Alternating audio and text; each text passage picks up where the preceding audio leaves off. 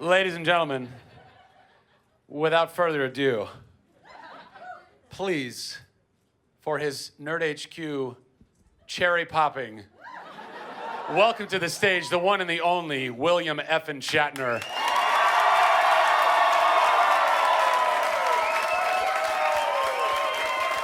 Sir, your chair.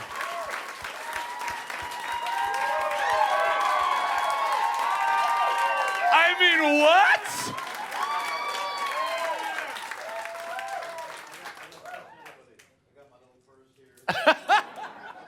Here, let's get you a mic. So, my cherry hurts. That happens sometimes at Nerd HQ. Yeah, well, it happens once. Yeah. Which just means when you come back next year, it won't hurt so much. I have to wait till next year to have that spot hurt again. It's that kind of relationship, Bill. Every time I come to Comic-Con, I've been here several times, and I haven't been here, unfortunately, but I'm glad I'm here today. I always have something I'm doing. So I come with a purpose. Oh, yeah. Yeah. So the purpose, for example, that I'm here for is Saturday. I did a panel earlier this morning for something else, but on Saturday is the real reason I'm here at Comic-Con. Which is what? A new idea in comic books, an illustrated novel, a cinematographic illustrated novel. William Shatner's manowar.com. You'll see what I mean. A new idea, I think. I mean, some guy in Switzerland may say, that's my idea. I don't think so. It's always the Swiss. It's always the Swiss. Hey, I mean, yeah, I've got a great new idea. And some guy with this is, no, I thought of that last year. That's my idea. And then he sues you, and then you got your Tom Selleck. Too soon. Too soon. About the water and Tom Selleck? So what we're saying is then we should tell everybody to go to William Shatner's Man of War panel stuff. Chuck Jones. It's off. It's not at the convention center. Do you know where the address is downtown? Can you find out? Somebody. We'll find out. Somebody. If you have a reception and down tell me here, where it is, so I'll know Google where to go. No, but it's Man of War, right? I can only work an hour ahead. Otherwise, I'm lost. So I know I'm supposed to be here at Wizard World. Right. Ladies and gentlemen, welcome William Shatner to Wizard World. Right. I don't dare think about Saturday. I've been busy all day today, so I'm here. And I'm here because the great cause of the charity. But I'm also curious in a small, intense audience what you guys want to talk about and maybe explore things that we haven't, that I've not said before, which will be very difficult to do. Does anybody have original questions for William Shatner? Or an old question, and I'll give you another answer. There you go. That'll work too. I think we have right down here. Do we get a microphone right down here?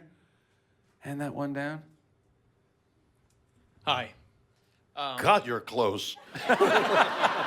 That's the point. Want to sit in my lap? Come here. Come here. Come here. Come here. Come here. All right. Now that's close, man. I mean, what's your question, babe? So, at these cons, you answer a lot of questions that people want to know, like, when's the next Star Trek? When's the next what? I want to know what you, over your incredibly long and fantastic career, have always wanted to do and never gotten the chance to. Would you mind sitting back down, No. please?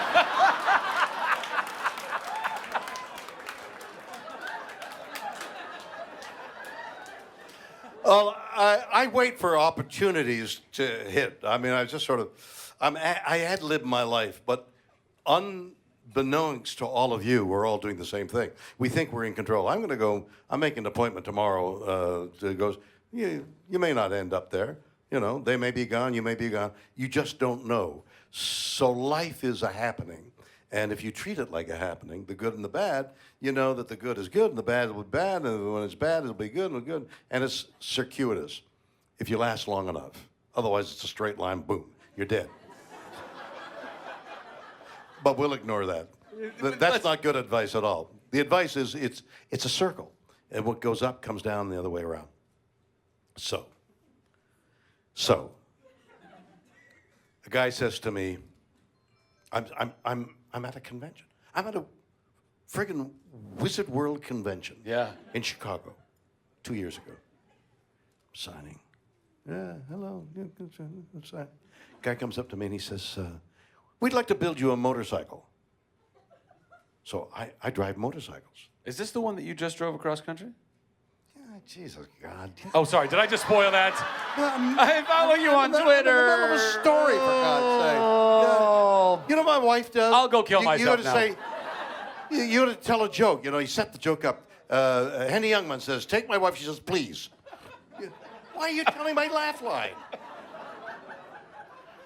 What did you do with the motorcycle, Bill? Oh, funny you should ask. I was just about to tell you. So a guy says, I'd like to build you a motorcycle. So I love motorcycles. I used to drive motorcycles in the desert bikes. They posted it. You can't do it anymore. It's not good for the environment and all that kind of thing.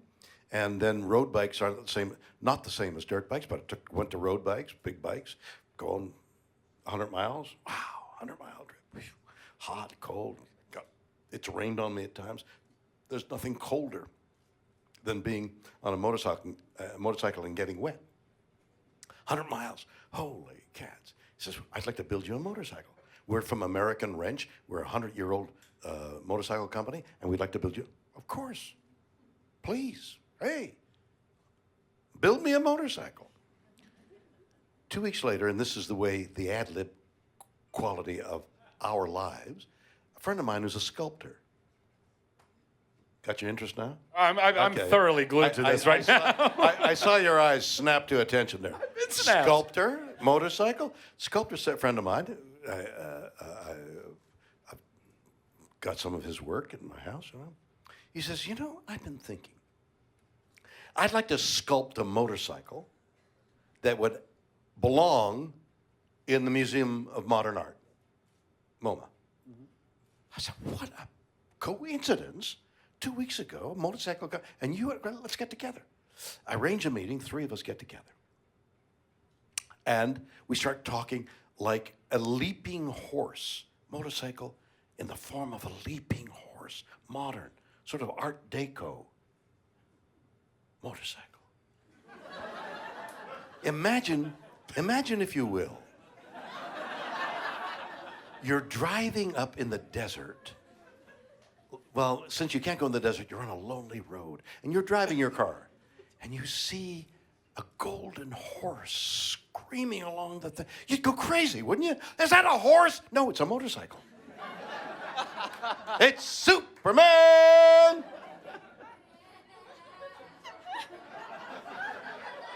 The sculptor drops out. American Wrench and I arrange this motorcycle, and I say blithely one day, I'll drive that motorcycle from Chicago to Los Angeles. I said, you will? I said, yeah, well, come on. Well, just get in the bike, and we'll go, and we'll get a couple of bikes, and we'll go. And they said, well, that's great, we'll do that. And I said, you know what, I'm going to shoot a documentary on that as well. I'll get some cameras, I'll get some GoPros, I'll get cameras, I've got a camera. He said, no, my company has a part of it, I'll get cameras. You got cameras? We got. Somebody else says, American Legion wants to join and get the logistics of going from one city to another. And the American Legion does this all the time. They'll arrange and will get money for the scholarship fund for the children of fallen soldiers. Everything by accident. It's all I live. It's happening. I go to Chicago 3 weeks ago. I do press. Now, press, there's nothing to doing press. You could do a press. She could, actually. Yeah, no. You just say, you could say something outlandish. No, I come from heaven. You come from heaven, sir? Yes. Is this guy crazy? Yes, I'm crazy. It's good copy. What's the difference? You could say anything. They would believe anything.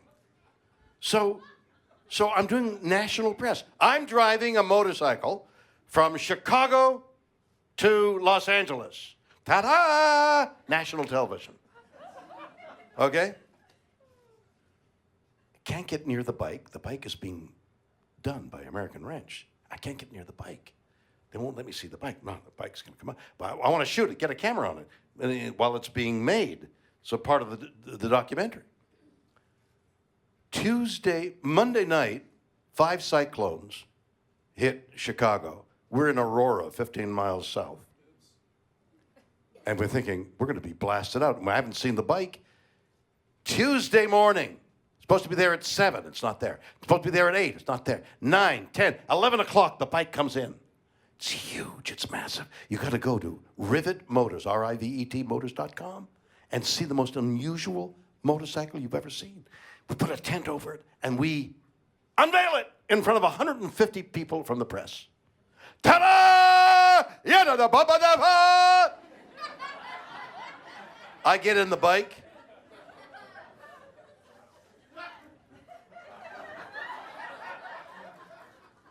And nothing happens. Nothing happened. The motor starts. It's a 500 horsepower Cadillac engine, but it won't steer. Something happened from the shop to the thing. And there's 150 people saying, "You're driving from Chicago?" And so the documentary starts there. I rented a bike and 15 people, and we carted the motorcycle along with us. Showing it everywhere, look at this bike. All it needs is a little tweaking. It's a prototype. So what do I want to do? I want the bike to work.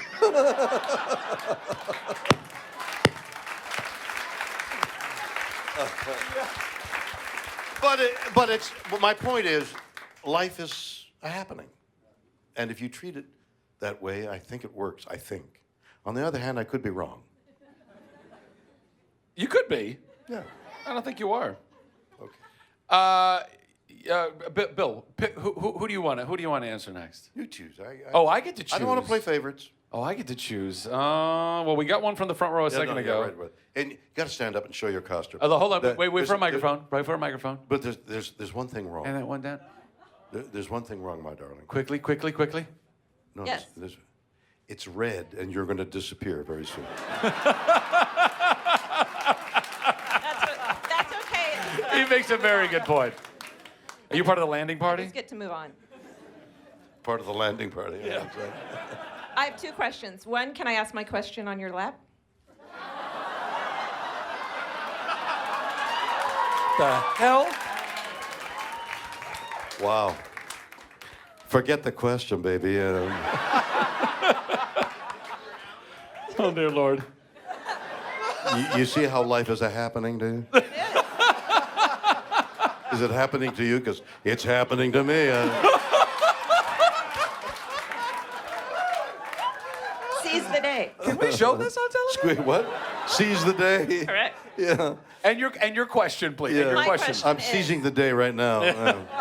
Did you say bidet? No, No. the Oh, okay. day. Go. Yes. So do you think we can convince them to bring back T.J. Hooker? And maybe you're the police chief. And the what? You're the police chief. I'm the police chief.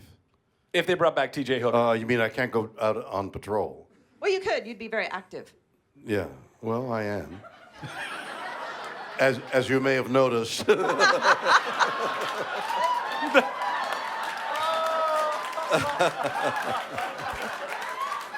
T.J. Hooker was a great deal of fun for me. The police taught me how to use, and I've forgotten, there's a number, like an S68 or 79. They put a handle on a nightstick. So there's a nightstick. What is it? PR24. A PR24. So You guys had really a know half your a stick. nightsticks. So you put a handle on your nightstick, if you know what I mean, and you call it a PR-24. All right? Okay. So all the police, some engineer did was put a 6-inch handle on the nightstick, and it became a whole other weapon. Because you can use it. This way, that way, this way. Yeah. It becomes another thing.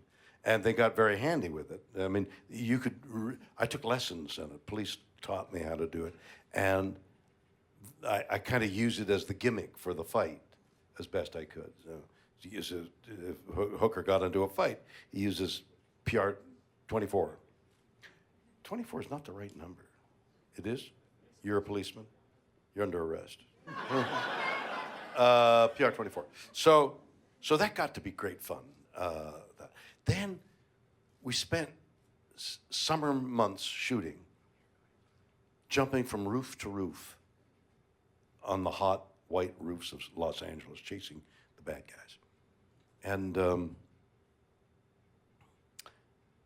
my singer friend, Jimmy. Mariah Carey. I wish. Jimmy. What? No, Jimmy Darren. Jimmy Darren. So Jimmy Darren was wonderful, great, handsome. You know, he was one of the. He had one phobia. Not very important. He hated birds, which is what you see on the roofs of downtown Los Angeles. Numerous birds, mostly pigeons looking for food, and crapping on your feet. And he would be, like, taken out, like he couldn't shoot. Oh my God, there's a bird. Oh God, just, no, cameras. There's a bird.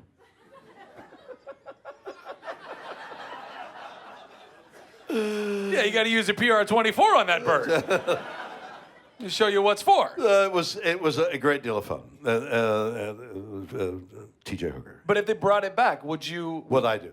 Well, you know, there's something called aging. What is that?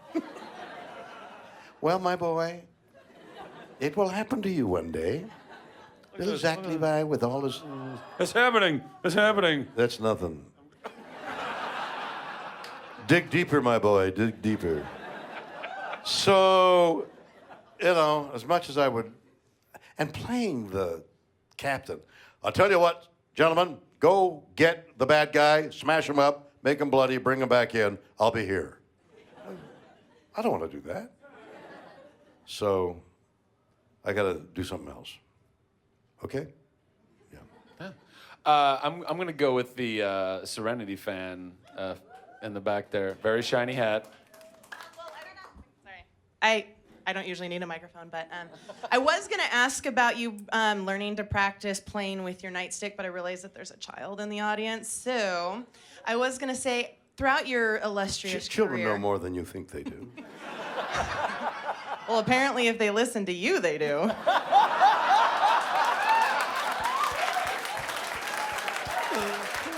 And did you hear the tone? The tone? It was really... It was an acid note there. It was friendly, but it was acid. You know what she's like at home. Oh, She could honey, go over you the have edge. no and idea she what could I'm go, like at home. Oh, I have an idea now. Admit it. You're intrigued. Admit it. What is your question, young lady? Let's forget the question and just be intriguing.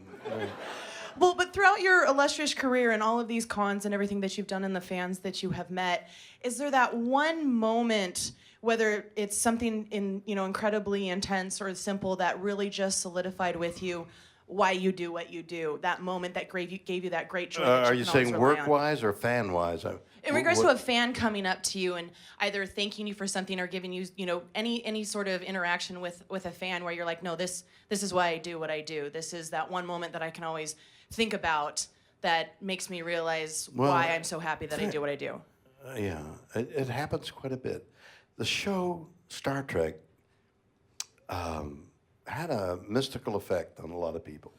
And more than anything I've ever done, but more than what I've ever heard other people do, other actors that I know that have been in popular shows, somehow Star Trek intrigued people. I wanted to do a documentary.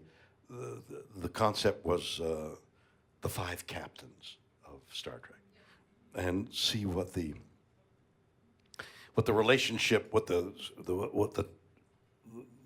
ties that bound us together, the things that were different. So examine the 5 actors, but their personal life. I thought it was an interesting idea, but I needed to get all parts.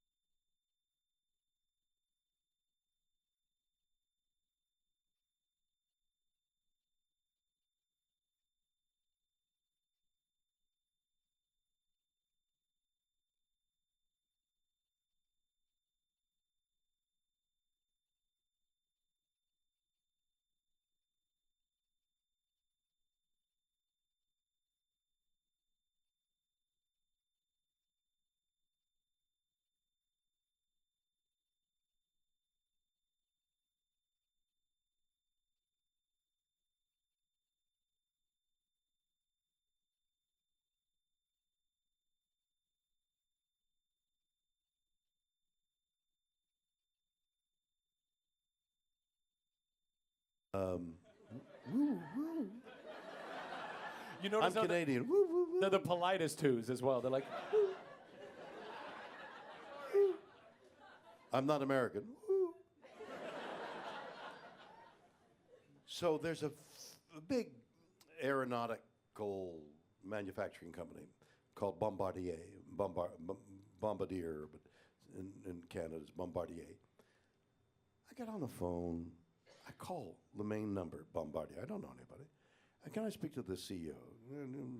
Yes, is the CEO? No, he's not. Who is it? It's this guy.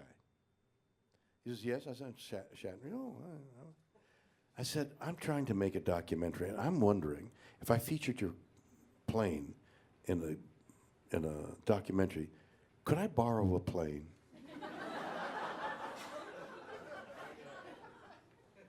He says, of course.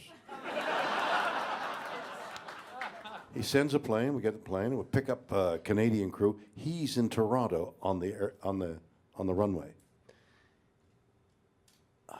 Steve Arcieri, something like that. Steve, thank you so much. He says, no, thank you. I watched Star Trek. Because of you, I became an aeronautical engineer. As a result of being an aeronautical engineer, I head up this large airplane company, and as a sense of whatever, respect, payback, here's this glorious 15-person airplane. All our crew, everything, flew all around. They paid for the gas, paid for the thing. All because he was influenced by Star Trek. That thing in every degree, from casual, I use Kleenex because of Star Trek, to my life changed because it's been phenomenal. The people that I have met, astronauts, doctors, scientists, people who are influenced. What I feel is the sense of mystery, the awe and wonder of science, of what's out there, and how soon will we know about it? Because every day something's being scraped away. Oh my God, through an opaque window, you're looking. What is it? So that the latest things like dark matter, what dark energy, dark matter, 11 universes. Oh my God, there's all kinds of strange things that Newtonian physics don't even come anywhere close to. But things wink in and out of existence. You look at it, it winks in. You don't look at it, it winks out. What the hell is that? I don't know. And nobody else does either. And it's this awe and wonder that I think was part of Star Trek that made people's minds go, wow, I'd like to pursue that question. And so in every area of exploration, Star Trek had some kind of influence.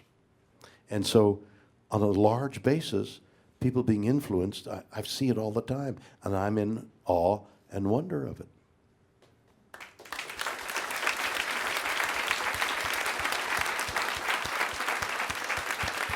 I recently found out that Star Trek was the only television show that Martin Luther King Jr. let his children stay up to watch No on kidding. television. I didn't know that. Yeah, that was a recent factoid that I learned, and I was totally bowled over by.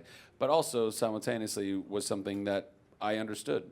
You guys were groundbreaking. You were breaking racial barriers before racial barriers could be broken down. Well, we did. We broke air, too, at times. It was just, Maybe that's what he loved about it. It was a very gassy show. Let's come over here. Let's go with you in the back there.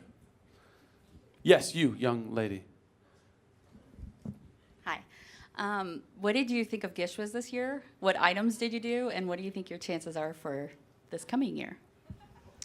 what she's referring to is a treasure hunt by... no, I'm just a Misha party. Collins? Yeah, Misha Collins. So Misha started something. It's part of this whole Twitter thing. There's this bubbling cauldron of gossip, okay? Of information that is incidental. It's just, look what I'm doing, here I am, what have I got? But it's energy, and it's people talking, and it's people interested, and it's back and forth. And Misha Collins, and so part of the problem, which is slowly being solved, of the social networks is people with money who want to make money on it can't figure out how to make money. Because once you start to make money, people leave, go elsewhere. You know, like little panels like this. Don't go anywhere. You know what I mean? It's little places, things that, like fervent things happen. And once it becomes ordinary, it's of not no value. Yeah. So Misha Collins found out a way to do a treasure hunt and raise money for charity. And we got into it hot and heavy in terms of, because the things you had to do were incredible. Took time and energy and money, and the winner got, I think, $20,000 for the charity. Yeah, and he was so kind, because we tried really hard to win, because purportedly we have a competition going, but he's really the sweetest, most wonderful. Don't tell anybody. And so he gave us, my charity, Hollywood Charity Horse Show, $10,000. So not only did a charity, and I've forgotten who got it, 20, but another 10. So there's money there going, and which, by the way, we tweet my charity, and as a result, people answering back send us things to auction, valuable things to auction. So our silent auction is almost making as much money as the whole charity, everything, all the sponsors and the horse show and the donations and the tickets. And I get name performer to perform at a party. It's almost superseded by the donations from people like yourself. That's pretty incredible. Which, by the way, while I'm talking about donations. So I'm on this motorcycle ride, and I'm stopping. I'm stopping at American Legion posts from St. Louis to Kansas City to Amarillo,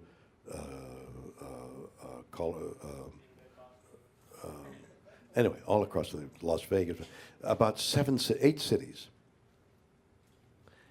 And I go to the post. Now, I've never done this before. I've worked with veterans. I've got horse therapy for veterans and things like that in charity. If you meet these guys who fought our wars, who are lodged in some place where they're barely comfortable and forgotten, and you shake their hand, and you look into their eyes, and I met guys from World War II, rheumy-eyed, shaking hand, giving me $5 for the scholarship fund. The American Legion finances their scholarship fund for the children of fallen soldiers through donations that are $5 and $10 and $15 from all these legionnaires. They're giving from their fixed salary. A guy gave me a check, it might have been for $50, and I said to the camera, look at this. And he said, no, don't show it. I'm embarrassed by the amount of money that I had to put on it. Oh my God. Charity is giving till it hurts, and that hurts them. And they're giving money. So all these $5 and $10 bills, think about it. They add up to charities, and that's the way a lot of charities like mine collect their money to help, in our case, needy children.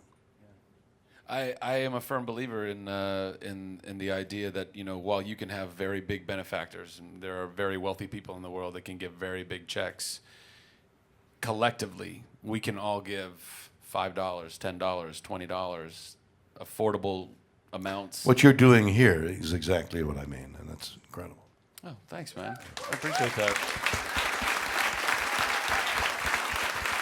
We get to do it. We get to do it because people like you believe in it enough to come and hang out with your friends and spend an hour answering their questions. So thank you to William Shatner. You know, when those guys thanked me for coming there, and I was talking to the press in each city and saying basically this, you know, remember the guys, and I'd see their eyes, and they say, thank you for paying attention, doing this, and I'm looking at them thinking, my God, thank you. The honor is mine to be able to try and help these men who did so much. Yeah, incredible. Do you want to pick? You want to pick next? No, next Bill? I want you to be. I'll be the judge of that. Sir, you right there in the back. I just got the rock and roll sign. I appreciate it. Thank you. After your documentary on the captains, was there anything profound that changed for you personally?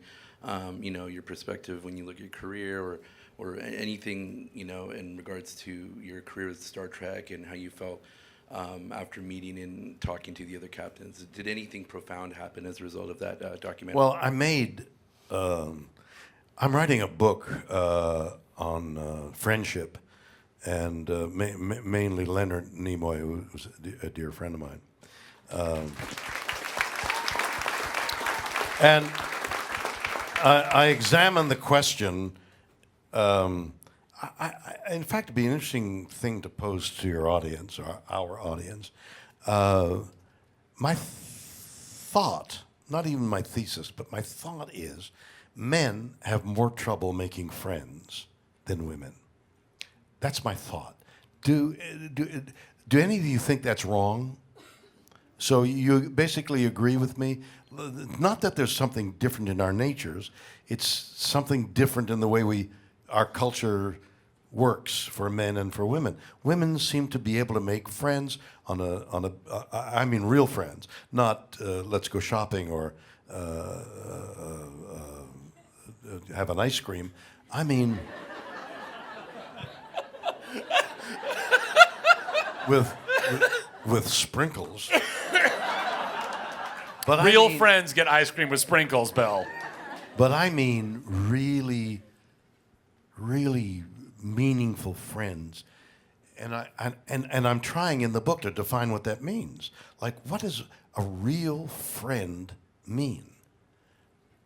Sure, you're dying. I'm going to call George. George, I'm dying. Come and get me. Well, George said, yeah, I'll be right there, you know. But first of all, I got to feed the dog, you know, whatever. what is a real friend? What does that mean? What is a real friend? Other than somebody, a couple you might go out to dinner with. Your job is you're insecure about your job. I understand. Don't be insecure. It's limited. What is, where in the dark of the night can you go to somebody? And I found it in my wife.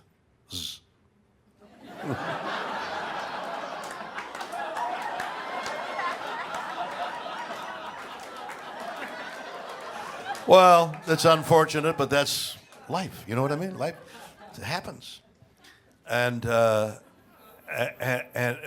where is the friend? Where is the profound friend? And how many do we have in a lifetime? And what is the definition? And Leonard was of that category. He was the profound friend for me. So, and the only one I ever had in all my life. And only arrived at latter day, you know. So I spent my whole childhood and growing up, and then got busy as an actor and actors' lives. I'm talking in the book about friends that actors make. Making a film, television, theater, movie, whatever it is, in a way, the people that have created that entity feel that they're at war. They're at war with the weather, they're at war with the budget, they're at war with the people with the money, they're at war with the guy who won't learn the lines, we're at the war with the director who doesn't know what he's doing, the cinematographer blew a light, the delay, I'm tired, we're at war, but we're at war, we're together. Oh, God damn, you're my best friend, man. And you could go, you hear about casts, they're my best friend. I love them. Closing party, you have a party usually at the end of a show, you know, oh my darling, God, I'll call you tomorrow. Oh, I'm so sad we're partying. Tomorrow, when they get an offer of another job, they're on the other job. So sorry. I meant to call you yesterday when I promised my best friend that I would call, but I'm working. I'll call you next week. I'll call you next month. I'll call you next year. I'm not going to call you. And that's what happens as actors. We bind in this war. We're like soldiers at war, and then the war's over, and you disperse because you do disperse, and the friendship's over. Where is that binding tie that you hope your spouse or your partner is? And that's usually the case, I guess. And when that fails, that's the end of the relationship, in my opinion. I'd like to hear from some of you about that idea, anyway. On the other hand, maybe I wouldn't. Might bring tears to my eyes. Next. Next question. You, sir, on the aisle, right here with the hat and the glasses. If you could go forward in time, how far forward would you want to go? And would you expect it to be a better world or a worse world? I mean, what would you find there? Unfortunately, it's not funny. So, I'm trying to remember the show I did that I held a symposium of futurists. Tech War. So I was doing this, I'd written some books, and I thought publicity buys would be a really good, get futurists on a stage and talk about that very question, okay? So every futurist worth his salt takes his prognostication with a little bit of salt. You know, I'm going to make it more palatable what he really thinks. But I got all 7 guys backstage before we went on, like a half an hour. So we're sitting around talking. What do they really think?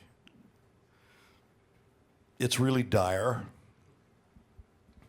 In the headlines today, Governor Brown is talking about the troglodytes who won't listen to global warming. Everything is changing. There's a theory called Gaia. Do any of you know the Gaia theory? The Earth is alive. The Earth is an alive entity. For example, the Earth regulates its temperature. It goes between whatever it is, 50 degrees below zero to 120, 30, and it falls in those extremes. Mostly it's 50, 60, 70, 80. The Earth regulates the salt in the ocean. The Earth has been here 5 billion years. It's had water on it. The water condenses, falls as rain, condenses, falls as rain, and leaches from the mountains all the salts which flow into the ocean. Theoretically, if the water has been around 3 billion years when the Earth has cooled off, it should be pure salt, should be reeking with salt. It isn't. It is at the same percentage of salt it was 1 billion years ago.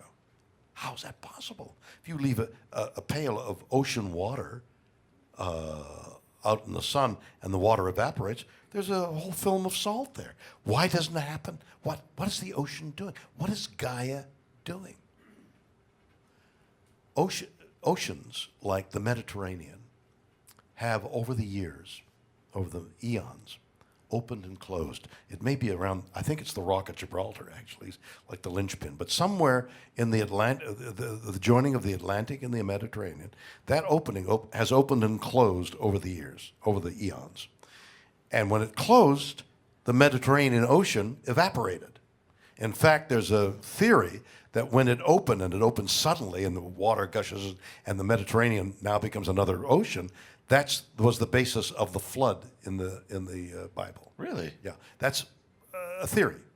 It's a possibility. Is Atlantis supposedly had been in the Mediterranean? Absolutely, a part of the theory. But we know geologically, this ocean's been opening and closing, and what's happening is that underneath the Mediterranean are all these salt beds. So the ocean has been allowing the salt to become solid over another period of time before the water comes back. Earth goes over it, locks the salt in place. The water comes back, and the salt has been regulated. The Earth is alive in this theory of Gaia, and we are bacteria on the body of Earth. Gaia is in severe trouble. Gaia is not dying. Gaia will live. The bacteria, the things living off of Gaia, are in deep trouble.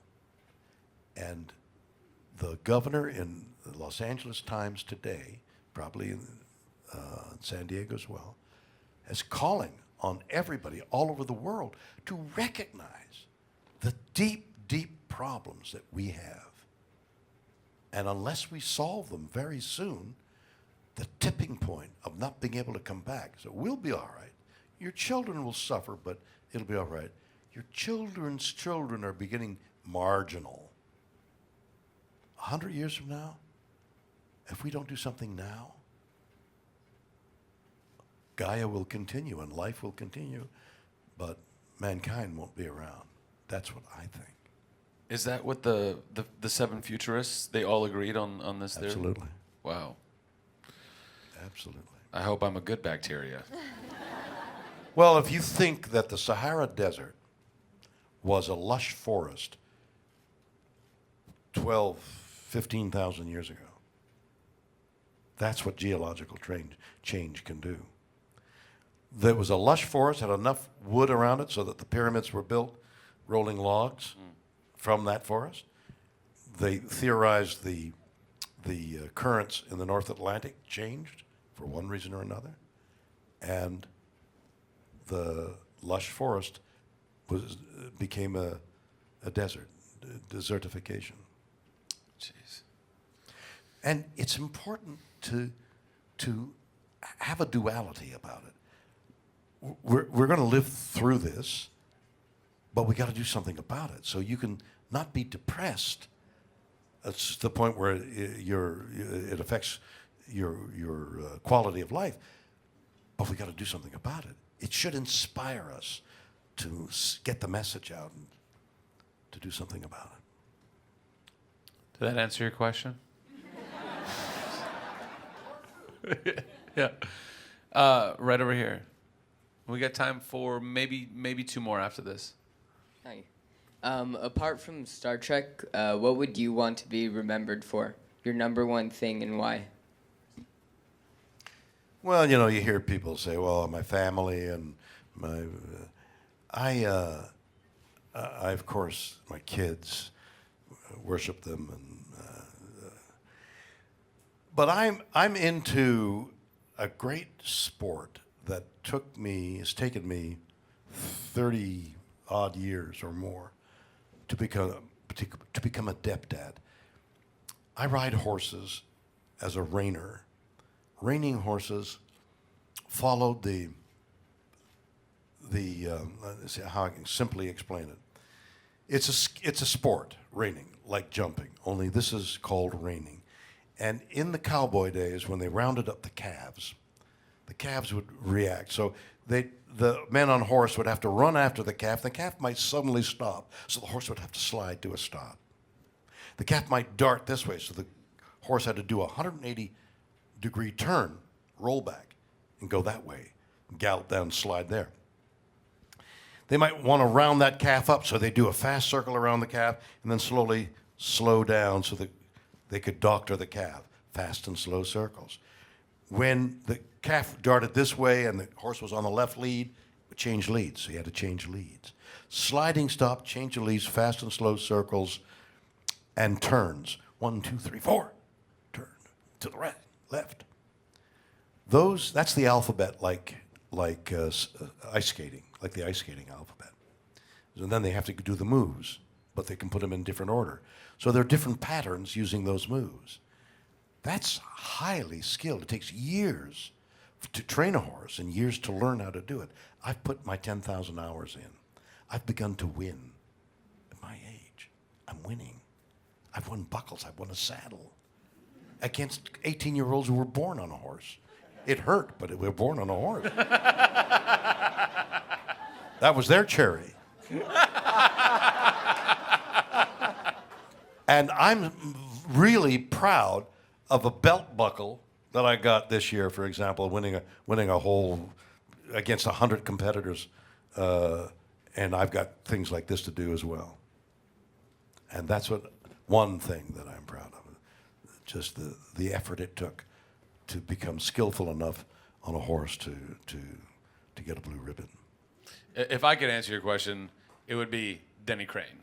That's what I would say. Because it was awesome. We got time for maybe one more. Bill, any thoughts? I'm still picking. Who wants to give me money? You did, and you also got a picture for it. You can't do that. You right there. Oh, Sandrine, come on, stand up, darling.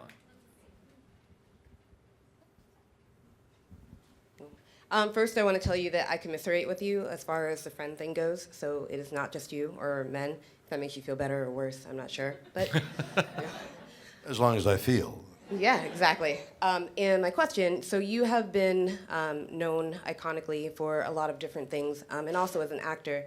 So a lot of times people have a sense of who you are already. Do you ever have a hard time being that way, just finding time and the opportunity to just be Bill? I'm striving, like right now, to be entirely myself, without any filter, to express to you my feeling about your questions. And I'm trying to do that as an actor, to scrape away every filtering, every part that gets in the way between a direct communication of me and you, whether I'm on stage or whether it's a camera. I want to be totally exposed to what you think I'm thinking. I want to be there solely, like you want to be with your good friend, with your deep friend, to absolutely not put down all the barriers and say, this is me. Now, there's an artifice that an actor does, says words that aren't his, in an emotion that isn't his, but it is his or hers. It can be. And so I'm trying in my life to scrape away every artifice, my life and my art, to scrape away every artifice. Ladies and gentlemen, please put your hands together for William Shatner. William Shatner, everybody.